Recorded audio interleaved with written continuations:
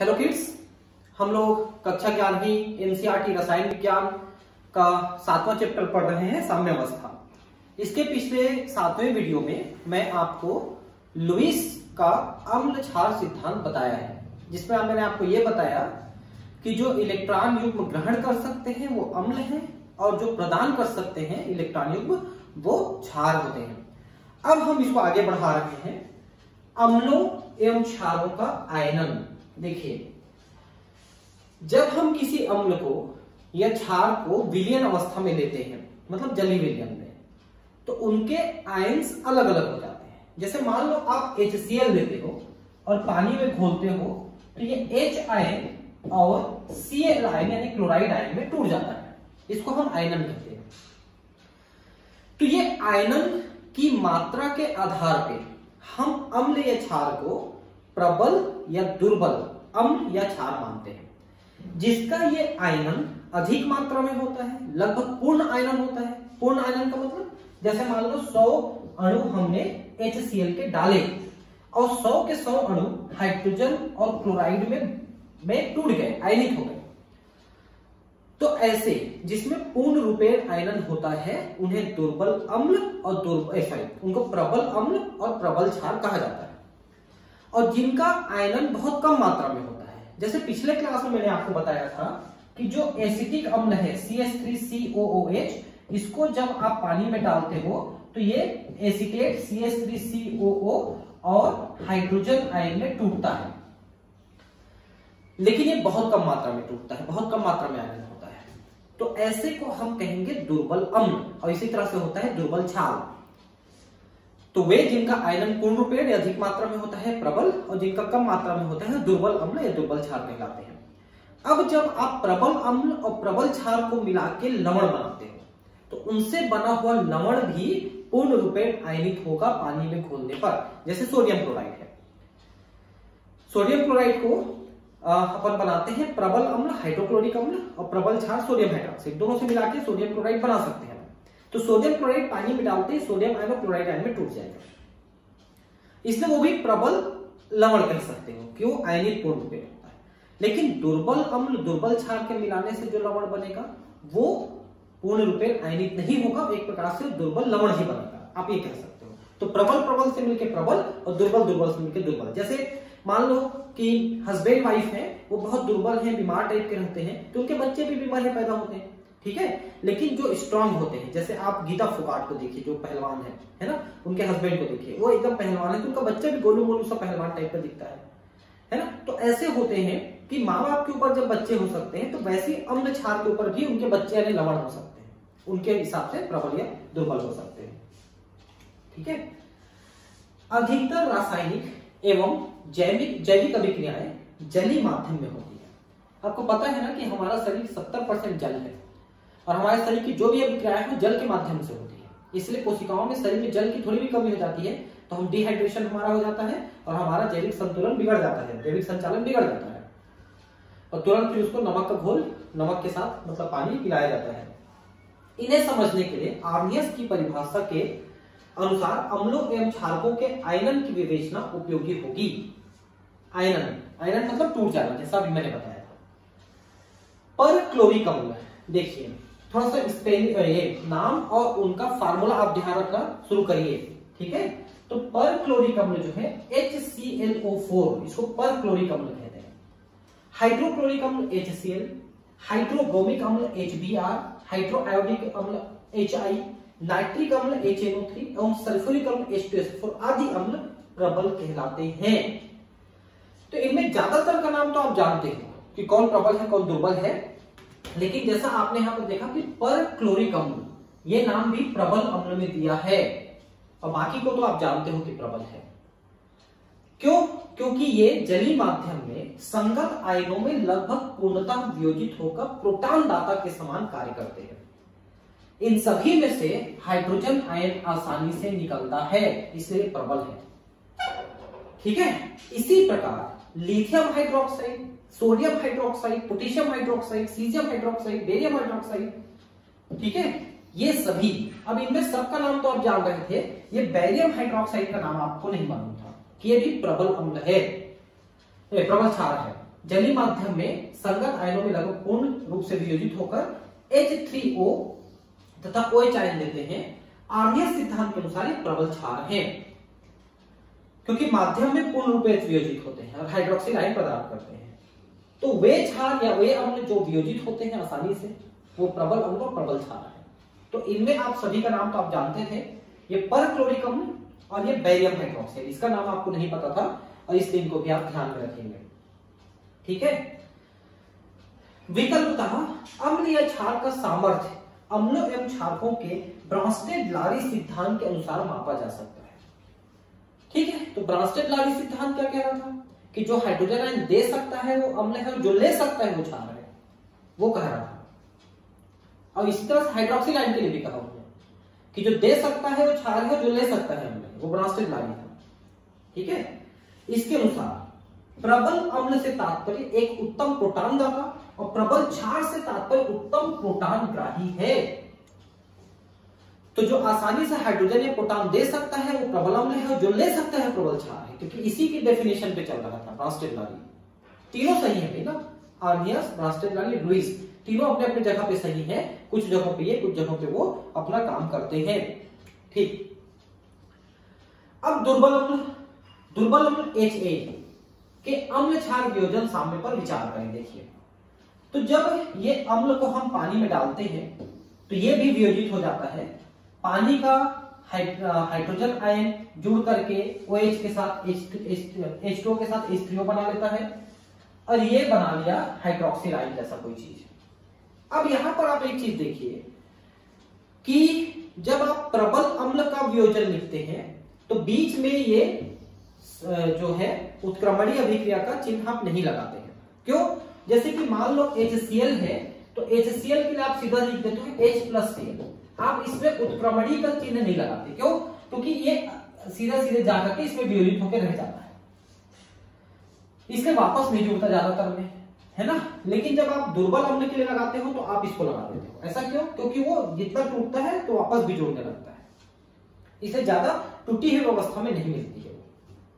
टूटी हुई अवस्था में उनकी मात्रा कम मिलती है। ठीक है, ऐसा है। तो ये अम्ल है, अम्ल जो है जब टूट जाता है तो संयुग्मी क्षार बनाता है।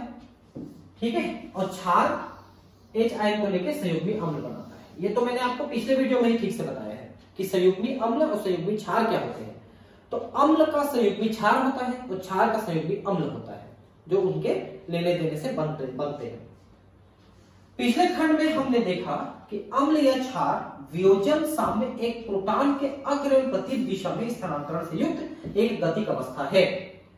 तो इसमें क्या लिख रहा है कि हाइड्रोजन आयन के देने या लेने की प्रक्रिया, इधर ये दे रहा है, इधर ये ले रहा है, तो ये दोनों प्रक्रियाओं को मिलाकर के ये साम्य अवस्था स्थापित होता है और गतिक है, दे रहे हैं, ले रहे हैं, चल रहा है।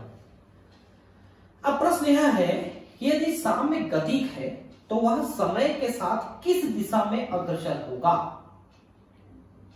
तो भाई साम्य अवस्था है तो आप अगर परिस्थितियां बदलेंगे तो अग्र या पश्च दिशा में आगे बढ़ेगा। जैसे कि मान लो दुर्बल अम्ल में आप तापमान बढ़ाते हो तो अग्र दिशा में थोड़ा सा चला जाएगा, तापमान कम करते हो तो पश्च दिशा में थोड़ा चला जाएगा।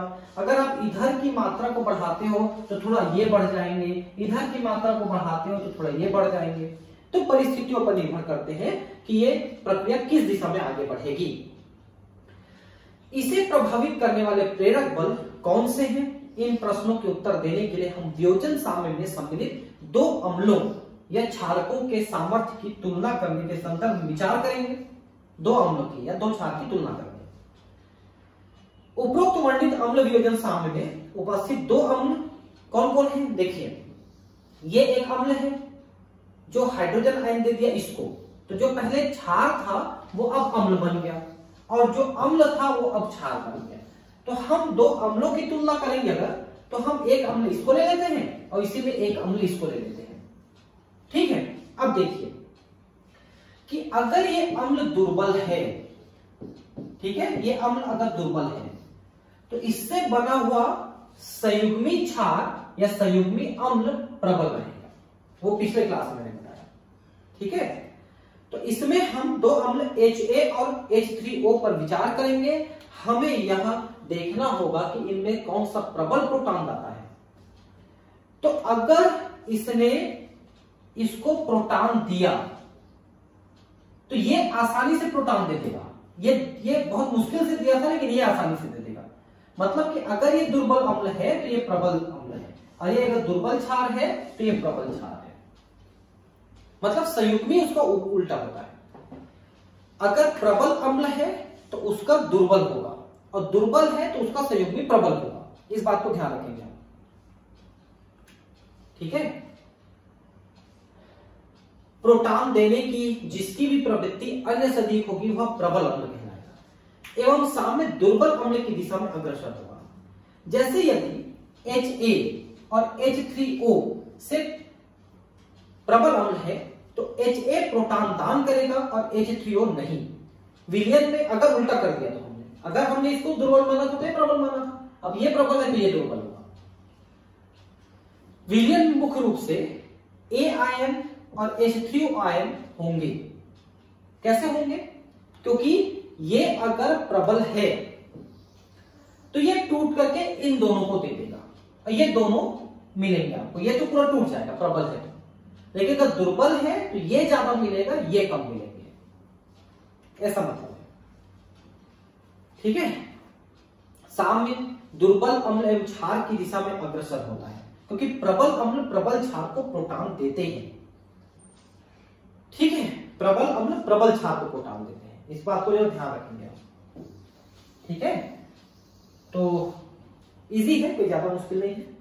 इसके अनुसार प्रबल अम्ल जल में पूर्णतः आयनित होते हैं, परिणामी क्षारक अत्यंत दुर्बल होगा। मैंने पहले बताया कि प्रबल अम्ल का संयुग्मी क्षार दुर्बल होगा, और वैसे प्रबल क्षार का संयुग्मी अम्ल दुर्बल होगा। तो दुर्बल का प्रबल और प्रबल का दुर्बल होता है, हमेशा ध्यान रखेंगे संयुग्मी, ठीक है। परिणामी क्षारक अत्यंत दुर्बल होगा, अर्थात प्रबल अम्लों के संयुग्मी क्षार अत्यंत दुर्बल होते हैं। प्रबल अम्ल जैसे परक्लोरिक अम्ल, हाइड्रोक्लोरिक अम्ल, हाइड्रोब्रोमिक, हाइड्रोआयोडिक, नाइट्रिक, सल्फ्यूरिक आदि जो प्रबल अम्ल है, इनके संयुग्मी क्षार क्या क्या होंगे? एक एक H आयन को निकालते जाइए। तो ये इनके देखिए, ये प्रबल अम्ल का संयुग्मी क्षार है, ये है, ये है, ये है, ये है ना। तो इनमें से आपने एक हाइड्रोजन निकाल दिया तो ये बना। अब ये इनका संयुग्मी क्षार हुआ, प्रबल अम्ल का संयुग्मी क्षार हाइड्रोजन आयन देने के बाद, जो बहुत दुर्बल क्षार है, H2O से भी दुर्बल क्षार है। इसी प्रकार अत्यंत प्रबल क्षार अत्यंत दुर्बल अम्ल देते हैं, संयुग्मी दुर्बल अम्ल देते हैं। जबकि अगर दुर्बल अम्ल की बात करें, दुर्बल अम्ल जैसे HA अणु, दुर्बल अम्ल में आप ले सकते हो एसिटिक अम्ल। दुर्बल अम्ल उपस्थित रहेंगे HA के रूप में, ठीक है। जैसे नाइट्रस अम्ल है, हाइड्रोफ्लोरिक अम्ल है और एसिटिक अम्ल है, ये प्रतीकात्मक दुर्बल अम्ल है। ध्यान रखेंगे यहां पर HF को दुर्बल अम्ल बोल रहा है, जबकि HI, HBr है ना, HCl ये प्रबल अम्ल है। जबकि इसी ग्रुप का फ्लोरीन, क्लोरीन, ब्रोमीन, आयोडीन है, तो फिर HF दुर्बल क्यों है? क्योंकि इतना प्रबल बंध बना लेता है कि तोड़ना मुश्किल हो जाता है। HF का बंध बहुत प्रबल हो गया, इसलिए टूट नहीं पाएगा, इसलिए दुर्बल अम्ल की तरफ व्यवहार करता है। एसिटिक अम्ल भी दुर्बल अम्ल है, मैंने बहुत बार बताया। यह बात ध्यान रखने योग्य है कि दुर्बल अम्लों के संयुग्मी क्षार अत्यंत प्रबल होते हैं। मैंने शुरू से कई बार इस चीज को बताया कि दुर्बल का संयुग्मी प्रबल और प्रबल का संयुग्मी दुर्बल। उदाहरण के लिए अब आप देखिए, इसमें NH2,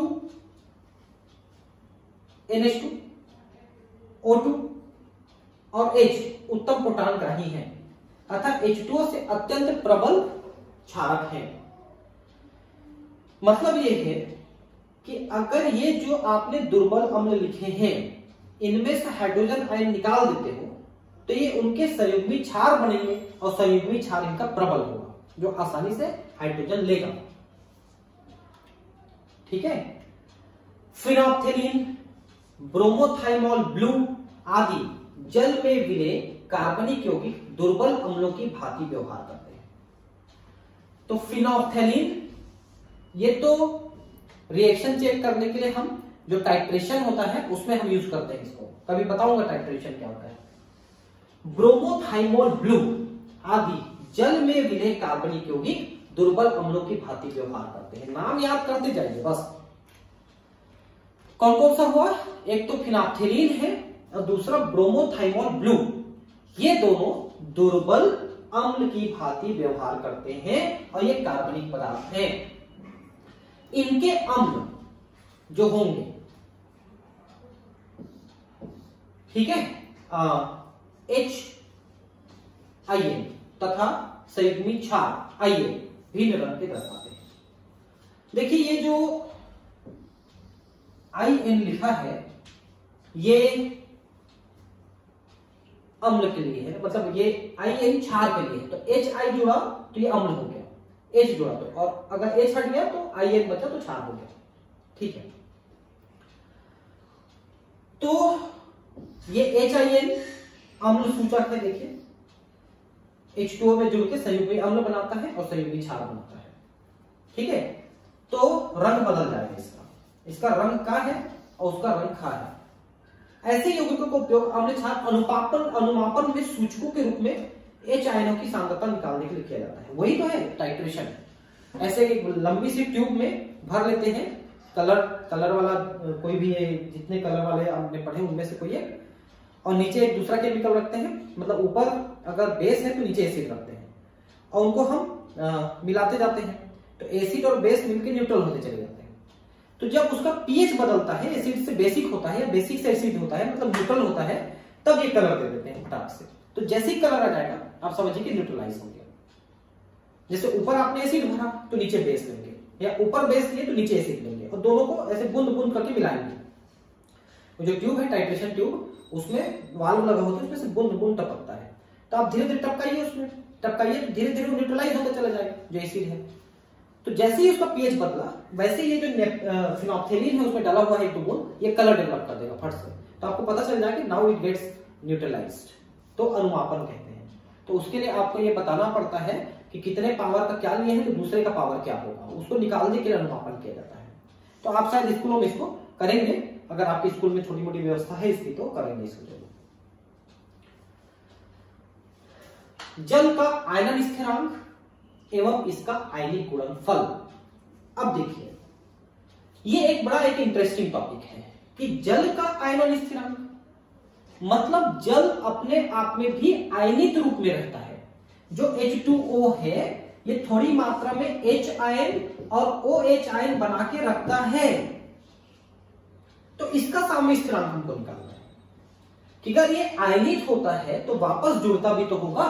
देखिए जैसे कि यहां पर आप देखिए H2O है और H2O है, तो एक इसमें अम्ल की भांति व्यवहार करेगा तो दूसरा क्षार की भांति व्यवहार करेगा। एक यहां पर हाइड्रोजन आयन देगा तो दूसरा लेगा, तो जो देगा वो OH के रूप में कन्वर्ट हो गया, मतलब अम्ल का संयुग्मी क्षार बन गया। ये अम्ल का संयुग्मी क्षार बन गया, ये वाला, ये जो है इस अम्ल का संयुग्मी क्षार है। और ये जो क्षार है जो हाइड्रोजन आयन दिया, ये यहां पर चेंज होके बन गया संयुग्मी अम्ल। तो एक अम्ल की भांति व्यवहार करता है, दूसरा क्षार की भांति व्यवहार करता है। अम्ल हाइड्रोजन आयन लेके क्षार बनाता है और क्षार हाइड्रोजन आयन लेकर के अम्ल बनाता है।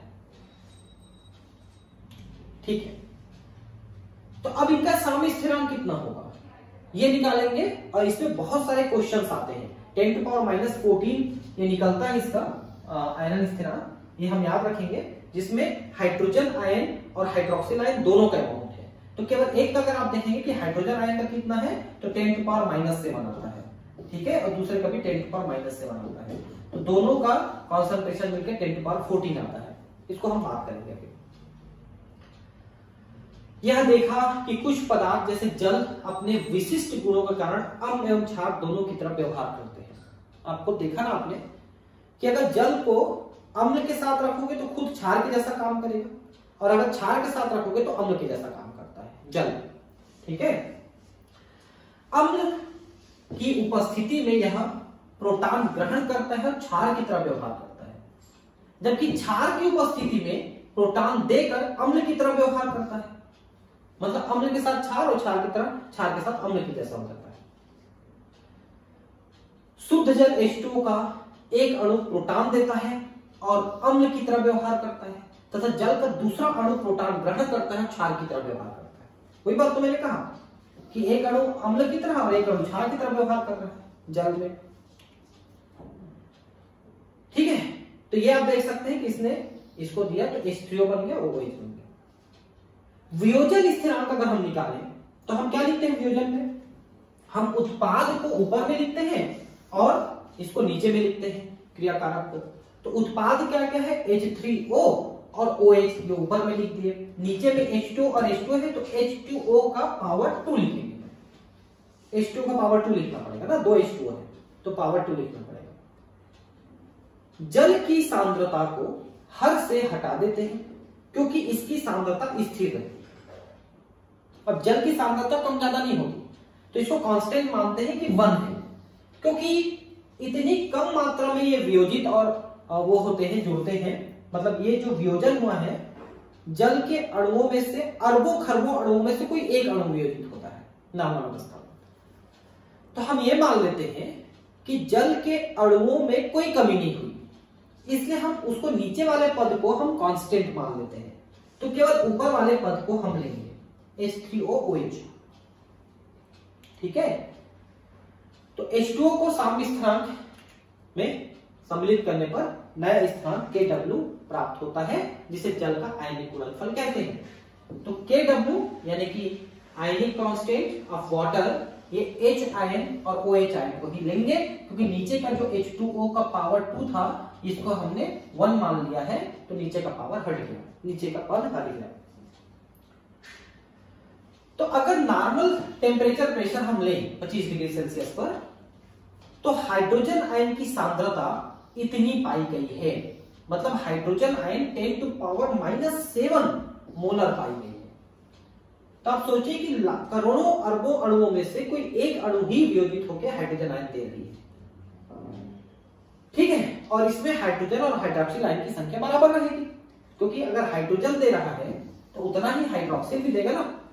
तो 10⁻7 इसका तो इसका भी।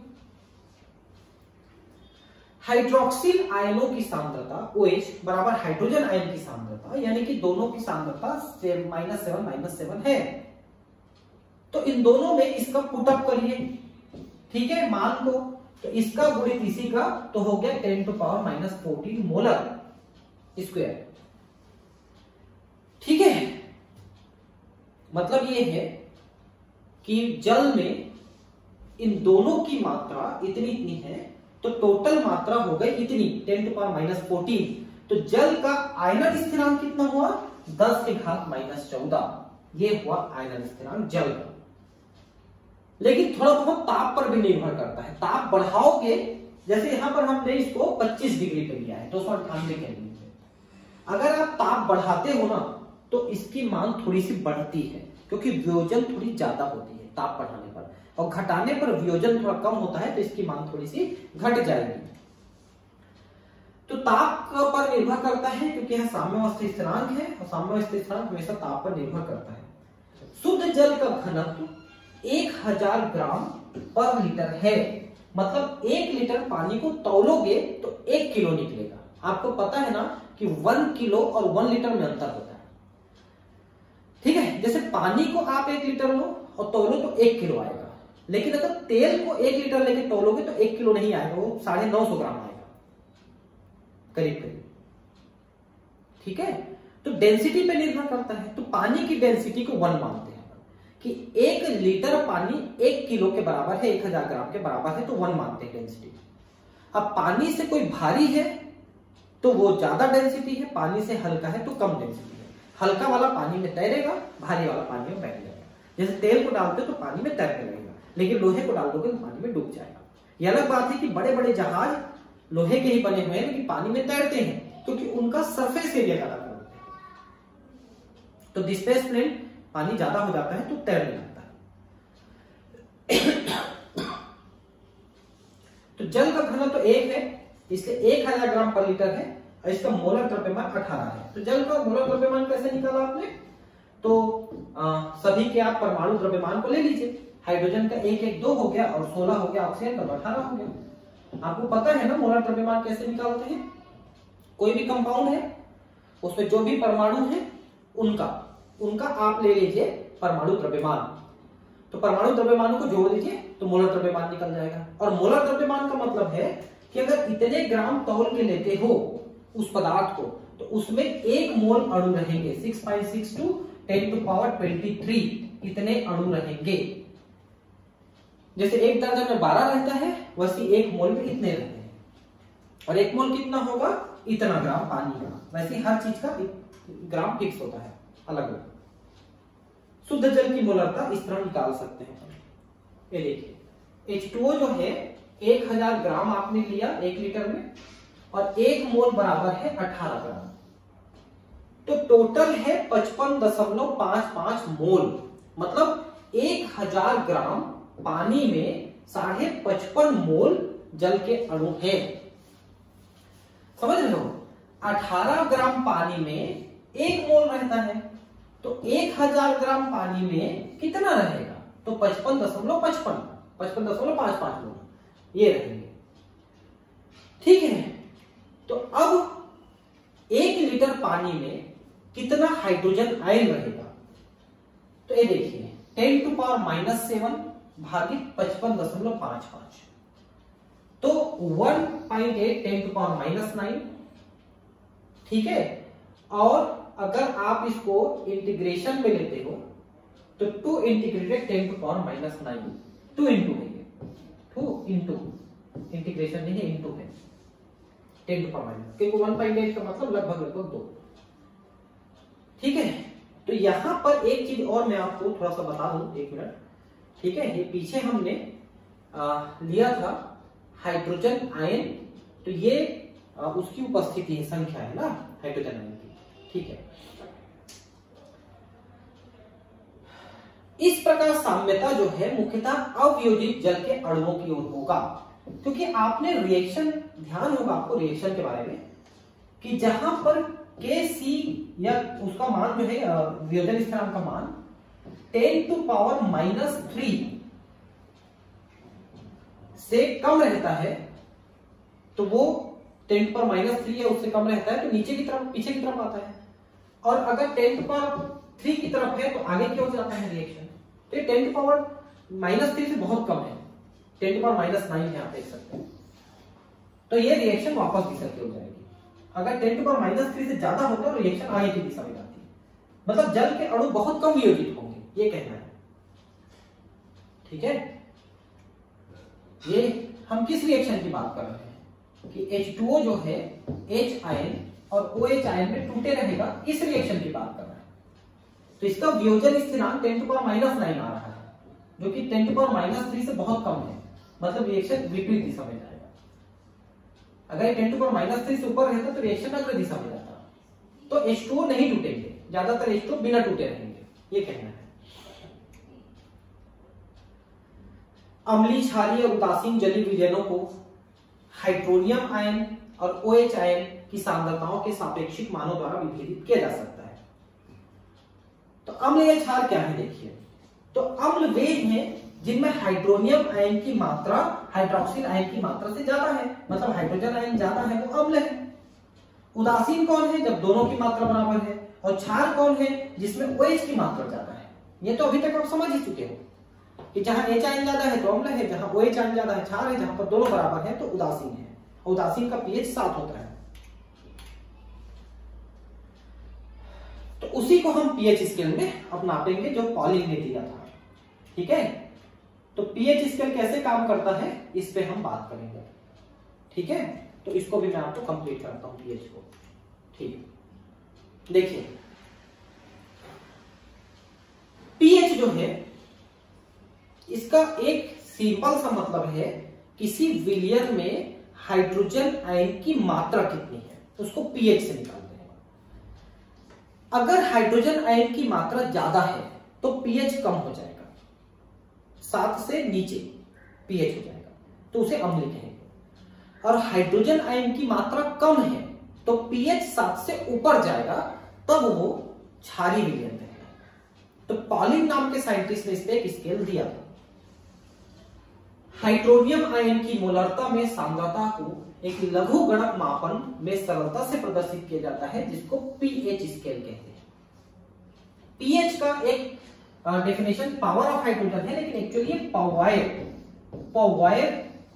ऑफ हाइड्रोजन से हाइड्रोनियम, पवायर ऑफ हाइड्रोनियम ये है। मतलब एक्चुअली ये ग्रीक वर्ड है, इसका मतलब power of hydrogen. Power of hydrogen ज्यादा तो वो ऐसे लिखो। हाइड्रोजन आयन की सक्रियता एच आयन AH आयन के ऋणात्मक 10 आधारित लघुगणिकीय मान को पीएच कहते हैं। तो आपको हाइड्रोजन आयन की जितनी सांद्रता दी गई है उसका लघुगणक निकाल दीजिए माइनस में, तो वो पीएच आ जाएगा। कम सांद्रता मतलब कि लेस देन 0.01 मोलर पर हाइड्रोजन आयन की सक्रियता संख्यात्मक रूप से इसकी मोलरता जो हाइड्रोजन आयन द्वारा प्रदर्शित की जाती है कि तुल्य होती है। हाइड्रोजन आयन की सक्रियता की कोई इकाई नहीं होती, इसे इस समीकरण द्वारा परिभाषित किया जा सकता है। देखिए, हाइड्रोजन आयन की उपस्थिति कितने हाइड्रोजन है पर मोल पर लीटर में, 1 लीटर में 1 मोल में कितने हाइड्रोजन है। निम्नलिखित समीकरण पीएच और हाइड्रोजन आयन सांद्रता में संबंध दिखाता है। तो मैंने अभी बताया था आपको कि पीएच निकालना है तो हाइड्रोजन आयन की सांद्रता का माइनस लॉग लेना पड़ेगा। तो माइनस लॉग हाइड्रोजन आयन ये लेना पड़ेगा आपको, जितना हाइड्रोजन आयन की दी हुई है मात्रा उसका माइनस लॉग लेना है। इस प्रकार HCl के अम्लीय विलयन 10⁻² मोल के पीएच का मान 2 होता है। ठीक है, क्योंकि हाइड्रोजन आयन की सांद्रता -2 दिया है, अगर इसका माइनस लॉग निकालोगे तो 2 आएगा, तो इसका पीएच 2 हो रहा है। NaOH के एक क्षारीय विलयन जिसमें हाइड्रोक्सिल आयन की मात्रा 10⁻⁴ और हाइड्रोजन आयन की मात्रा 10⁻10 है, तो इसका पीएच 10 होगा, क्योंकि आप हाइड्रोजन आयन की सांद्रता देखिए, आप हमेशा ध्यान रखिए कि हाइड्रोजन और हाइड्रोक्सिल दोनों को मिला के 10⁻14 होता है। ठीक है, तो अगर हाइड्रोक्सिल का 10⁻4 दिया है तो इसका 10⁻10 होगा, दोनों को मिला के -14 होगा। तो अब हाइड्रोजन आयन के पावर को एंटी लॉग में निकालेंगे माइनस में, तो उतना ही दिखाएगा। शुद्ध तथा उदासीन जल में देखिए, एक चीज और बता दूं, यहां पर आपने लिखा है यहां पर NaOH एक क्षार है और क्षार का पीएच 7 से ज्यादा रहता है। तो ये देखिए NaOH का पीएच 10 है, जबकि अम्ल का पीएच 7 से नीचे रहता है, इसलिए HCl का पीएच 2 आया है। शुद्ध तथा उदासीन जल में 298 केल्विन पर हाइड्रोजन आयन की सांद्रता 10⁻⁷ मोल होती है, इसलिए इसका पीएच अगर निकालें लॉग में तो 7 होगा, मतलब न्यूट्रल है जल, क्योंकि उसमें उतना ही हाइड्रोक्सिल आयन भी है, उतना ही हाइड्रोजन आयन भी है। यदि कोई जलीय विलयन अम्लीय है तो उसका पीएच 7 से कम, और यदि क्षार है तो पीएच 7 से अधिक होता है। ये अभी मैंने 3 बार आपको बताया है कि पीएच 7 से नीचे का मतलब अम्ल और ऊपर का मतलब क्षार, और इसको आप पिछले कई क्लासेस से पढ़ते आ रहे थे।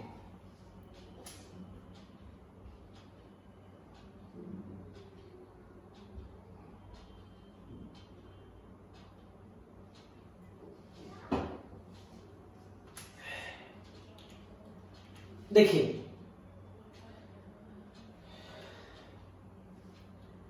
तो आप इसको याद कर लीजिए, अम्लीय विलयन 7 से नीचे है, क्षारीय विलयन 7 से ऊपर है, उदासीन विलयन 7 के बराबर है पीएच। अब 298 केल्विन पे KW पे फिर से विचार करते हैं। KW में H3O और OH आयन की सांद्रता दोनों मिला के 10⁻14 है। ठीक है, अब दोनों तरफ को माइनस लॉग लेते हैं, इसका माइनस लॉग हो गया ये, ठीक है, इसका माइनस लॉग हो गया ये, और इसका माइनस लॉग है इसी के साथ, मतलब दोनों को आप माइनस माइनस लिखना पड़ेगा। ये देखिए, इसका भी और इसका भी माइनस माइनस, तो दोनों का होगा माइनस लॉग माइनस होगा। तो PKW, क्योंकि जैसे आप PH लिखते हैं वैसे PKW लिखेंगे आप, भाई अगर आप लॉग में माइनस लॉग एच आयन लिखते हो तो इसका मतलब आप पीएच लिखते हो ना, इसका मतलब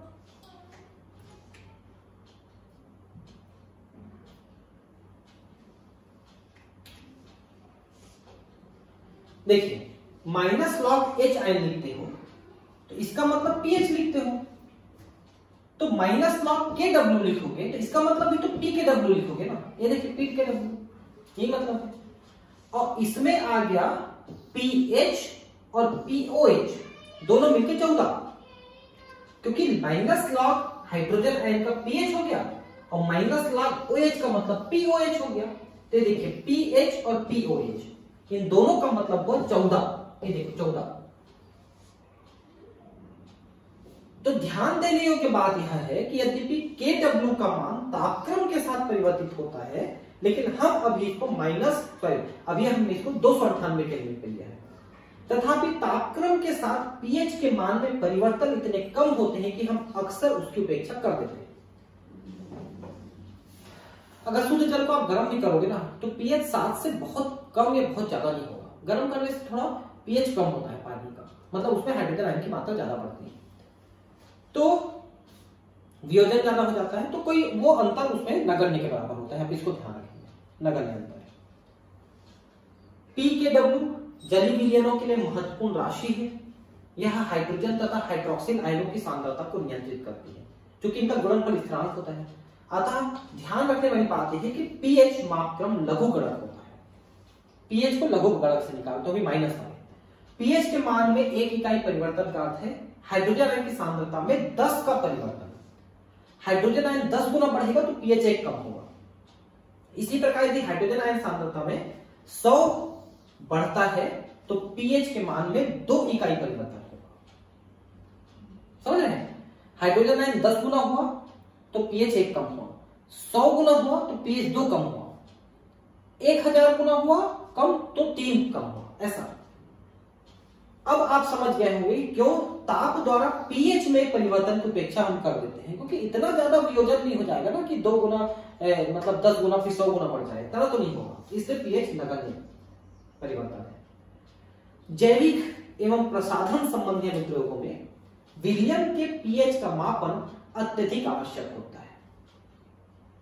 ठीक है, किस पीएच पे जैविक क्रिया हो रही है? जैसे कि आप समझिए कि मान लो हमारी अमाशय है, अमाशय में भोजन का पाचन हाइड्रोक्लोरिक अम्ल की उपस्थिति में है तो उसका पीएच 7 से नीचे है, अम्लीय माध्यम है। जबकि हमारी आंत है, छोटी आंत, वहां पर क्षारीय माध्यम में क्रिया होती है, जबकि हमारी ज्यादातर जो कोशिकाएं हैं उसमें उदासीन माध्यम में कार्य होती है। तो जैविक क्रियाओं में पीएच का मापन बहुत आवश्यक है, पीएच कम ज्यादा होने से वहां पर काम नहीं हो पाएगा ठीक से। पीएच पेपर जो विभिन्न पीएच वाले विलयन में भिन्न भिन्न रंग देते हैं की सहायता से पीएच के लगभग मान का पता लगाया जा सकता है। आजकल 4 पट्टी वाले पीएच पेपर मिलते हैं, एक ही पर भिन्न भिन्न पट्टियां भिन्न भिन्न रंग देती हैं।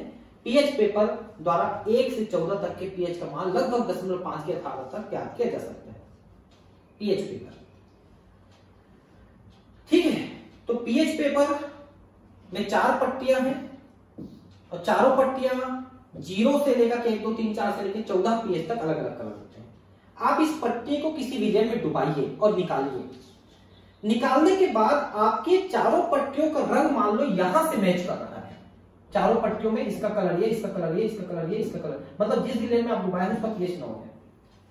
तो 9 है का मतलब है कि 8.5 9 से लेके 9.5 में से कोई हो सकता है इस बीच में, तो मतलब 9 के आसपास 0.5 की यथार्थता के साथ ये बताता है, लिख रहा है पीएच पेपर।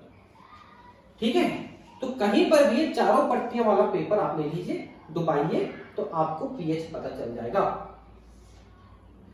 आजकल जो पीने वाला पानी है उसके पीएच को चेक करने के लिए इसका उपयोग किया जाता है, क्योंकि अगर आप अम्लीय पानी पीते हो ना तो आपको ज्यादा बीमारियां पकड़ती हैं, अगर आप क्षारीय पानी पीते हो एल्केलाइन वाटर तो आपको कम बीमारियां पकड़ती हैं, क्योंकि आपके रक्त का जो पीएच है वो क्षारीय है। उच्च यथार्थता के लिए पीएच मीटर का उपयोग किया जाता है। पीएच मीटर एक इंस्ट्रूमेंट होता है, उसमें ऐसे इलेक्ट्रोड डूबा रहता है, कांच का बीकर होता है, उससे नापते हैं, तो थोड़ा सा डिफिकल्ट वर्क है। पीएच मीटर एक ऐसा यंत्र है जो परीक्षण विलयन के विद्युत विभव पर आधारित पीएच का मापन 0.001 यथार्थता तक करता है। तो मैंने अभी कहा ना विद्युत विभव इलेक्ट्रोड रहता है वहां पर। आजकल बाजार में कलम के बराबर आकार वाले पीएच मीटर उपलब्ध हो गए हैं, ऐसे पेन जैसा मेरे पास है, मैं इसको ध्यान नहीं था नहीं तो मैं दिखाता भी आपको। ऐसा पीएच मीटर होता है, उसको डुबा दो, बटन दबा दो तो पीएच दिखा देता है। ठीक है, कुछ सामान्य पदार्थों का पीएच भी दिया गया है सारणी में आगे। तो एक उदाहरण पहले देख लेते हैं, सारणी में दिया हुआ है, इस सारणी को आप देख लीजिए पहले। चलिए NaOH का संतृप्त विलयन 15 पीएच यानी क्षार है, 0.1 मोलर में 13 पीएच, ये भी काफी क्षारी है। चूने का पानी कैल्शियम हाइड्रोक्साइड क्षार है। मिल्क ऑफ मैग्नीशियम यानी मैग्नीशियम हाइड्रोक्साइड, ये भी क्षार है। ठीक है, क्षार कम होता जा रहा है, दुर्बल कम होता जा रहा है। अंडे का सफेद भाग और समुद्री जल 7.8 हल्का क्षारी है। मानव रुधिर हल्का क्षारी है। दूध हल्का अम्लीय। मानव का जो श्लेष्म है, श्लेष्म मतलब म्यूकस है जो नाक से निकलता है ना सर्दी में, 6.4 थोड़ा अम्लीय है।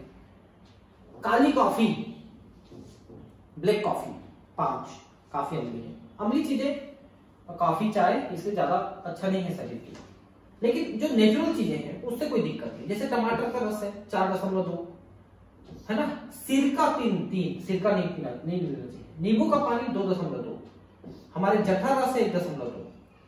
1 मोलर HCl 0 और सांद्र HCl 0 से भी कम -1।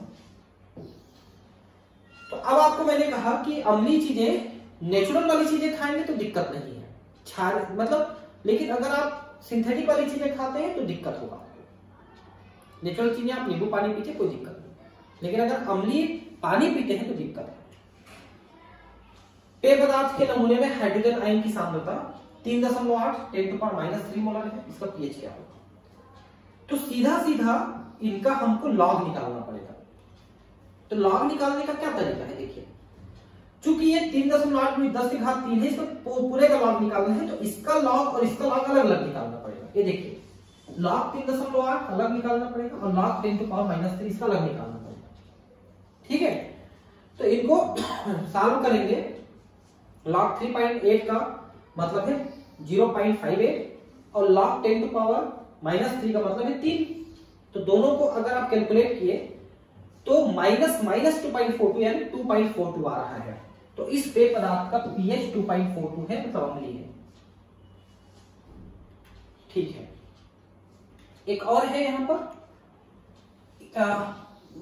1 × 10⁻⁸ मोलर HCl विलयन के पीएच की गणना करें। अब ये बड़ा अच्छा क्वेश्चन है, देखिए, अगर आप सीधे सीधे लॉग निकाल देते हैं तो इसका पीएच आएगा 8। देखिए, आप पीएच निकालने के लिए लॉग निकालते हो तो -8 का लॉग आएगा 8, तो इसका पीएच 8 आएगा। तो क्या HCl विलयन का पीएच 8 आएगा? HCl तो अम्लीय है, तो 8 कैसे आएगा? तो 7 से नीचे आना चाहिए, तो फिर ये गलत हो गया हमारा। तो हम क्या करेंगे, अब यहाँ पर पानी के हाइड्रोजन आयन और HCl के हाइड्रोजन आयन को जोड़ेंगे और दोनों का एवरेज करके निकालेंगे, तो हमारा 7 से नीचे इसका 6.98 आंसर आएगा। देखिए कैसे आएगा। HCl का हम बाद में निकालेंगे, पहले आप H2O को देखिए। H2O का जो हाइड्रोजन आयन कॉन्सेंट्रेशन होता है वो 10⁻⁷ होता है, क्योंकि H और OH मिलाकर के 10⁻⁻14 होता है, तो H आयन -7 होता है। ठीक है, तो इन दोनों को हम जोड़ेंगे और देखिए, अब इसको मैं थोड़ा ठीक से बता ही देता हूं आपको। पानी को तोड़ा आपने नॉर्मल कंडीशन में, तो इसका Kw आपको 10⁻⁻14 आता है, ये तो हम पहले ही देख चुके। तो मान लो X बराबर है OH और इसका मतलब है H आयन, क्योंकि H और OH बराबर होते हैं। ठीक है, तो पहला ये हुआ कि जल से मिला जो H आयन है वो X है। ठीक है, और HCl से मिला हुआ H आयन 10⁻⁸ है, ये दिया है आपने।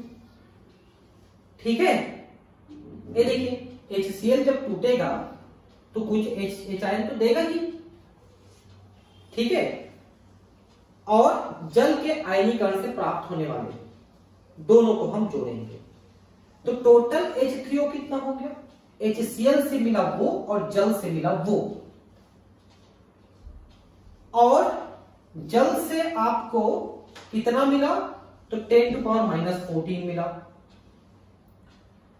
तो टोटल आप इसको आगे आप सॉल्व करते जाइए तो आपको आंसर आएगा 6.98। मतलब अगर आप HCl का 0.8 मोलर कॉन्सेंट्रेशन लेते हो तो उसका pH 8 नहीं आएगा, 7 से नीचे 6.98 आएगा। दोनों का लॉग हमको लेना पड़ेगा। आप सीधा सीधा एक काम करिए ना, 10⁻⁻8 आपको मिला HCl से और 10⁻⁻7 मिला आपको H2O से। इन दोनों का माइनस लॉग जोड़ करके निकाल दीजिए तो आपका टोटल 6.98 आएगा। ये लंबा चौड़ा एक्स करने की जरूरत नहीं है, सिंपल सिंपल निकाल लीजिए। ठीक है, तो आपका ये निकल जाएगा। ठीक, दुर्बल अम्लों के आयरन स्थिरांक अब हम नेक्स्ट क्लास में पढ़ेंगे। धन्यवाद।